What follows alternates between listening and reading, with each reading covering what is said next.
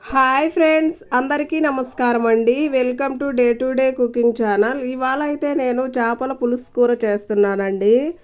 నాకు ఫ్రై కంటే పులుసు అంటేనే చాలా ఇష్టం అండి. సో అందువల్ల పులుసు పెడుతున్నాను. మీకు కూడా ఇష్టమే కదా, ఇంకా ఆలస్యం ఎందుకు, ఇంకా వచ్చేయండి ఎలా చేయాలో చూద్దాం. చూడండి, ఇలా చేపలు ఒక బౌల్లో తీసుకొని దానిలో ఉప్పు, కారము, పసుపు వేసుకొని అలాగే ఒక నిమ్మకాయ రసం పిండుకోవాలండి. చూడండి, ఈ మాదిరిగా పిండుకొని బాగా కలుపుకోవాలి. చూడండి, ఇలా ముందుగా కలుపుకోవడం వల్ల ఈ మసాలాలన్నీ ముక్కకు పట్టి ముక్క మంచి టేస్ట్గా వస్తుందండి. మనం తినేటప్పుడు కూడా ముక్క సప్పగా ఉండకుండా ఇలా స్పైసీగా టేస్ట్ మాత్రం సూపర్గా ఉంటుందండి. చూడండి, ఈ విధంగా కలుపుకొని పక్కన పెట్టేసుకుందామండి. ఇది మ్యారినేట్ అవుతూ ఉండిద్ది. ఇప్పుడు మనము చేపల పులుసు కావాల్సిన పదార్థాలు ఏంటో చూద్దామండి. ఉల్లిపాయ ముక్కలు, అలాగే కరివేపాకు, టమోటా ముక్కలు, అలాగే పచ్చిమిరపకాయలు అండి. ఒక పెద్ద నిమ్మకాయ సైజు అంతా చింతపండు,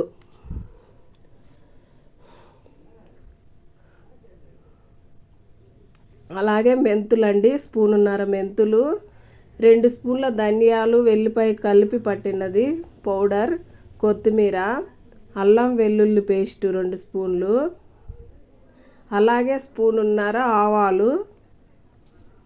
ఇప్పుడు మనం స్టవ్ వెలిగించి కడాయి పెట్టుకొని దానిలో ఆయిల్ వేసుకొని మెంతులు, ఆవాలు వేసుకోవాలండి. చూడండి, మెంతులు, ఆవాలు వర్షంలా పడిపోతున్నాయి.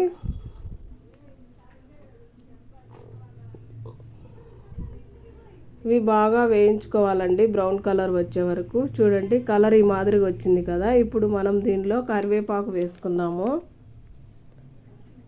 అలాగే ఆనియన్స్ అండి, సన్నగా తరిగిన ఉల్లిపాయ ముక్కలు వేసుకున్నాను. ఇప్పుడు బాగా కలుపుకోవాలండి. కొంచెం ఉప్పు వేస్తున్నానండి. మనం ముక్కలకు 1 స్పూన్ వేసాం కదా, దీంట్లో 1 స్పూన్ వేసుకుంటున్నాను.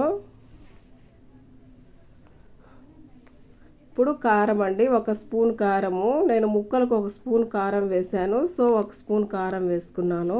ఇప్పుడైతే టమోటా ముక్కలండి, ఒక 5-6 టమోటాలు తీసుకొని ఇలా సన్నగా తరిగి పెట్టుకున్నవి. ఒక 2 స్పూన్లు అల్లం వెల్లుల్లి పేస్ట్ అండి.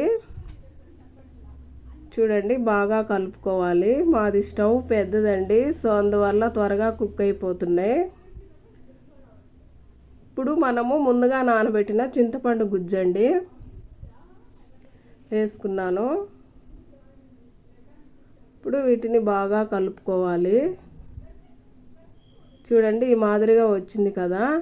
ఇప్పుడు మనం దీనిలో చేప ముక్కలు వేసుకోవాలండి, ముందుగా మ్యారినేట్ చేసి పెట్టుకున్నవి.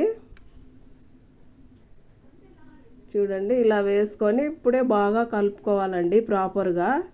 మళ్ళీ ముక్క ఉడికిన తర్వాత కలపడానికి వీలవ్వదు. అలాగే పచ్చిమిరపకాయలండి, పచ్చిమిరపకాయలు చీలికలు కాకుండా అలాగే వేసానండి. అలాగే ధనియా పౌడర్ అండి, ధనియాలు, ఎల్లిపాయ కలిపి మిక్సీ పట్టిన పౌడర్ అండి. చూడండి, ఇప్పుడు ఒకసారి కలుపుకుందాము.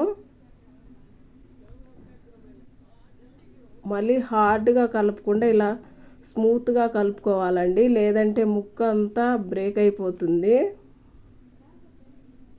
ఈ విధంగా కుక్ అయిందండి. చూడండి, ఆయిల్ అంతా పైకి తేలుతుంది కదా, సో ఆల్మోస్ట్ కుక్ అయిపోయినట్టండి. ఇప్పుడు ఫైనల్గా కొత్తిమీర చల్లేసుకుందామండి.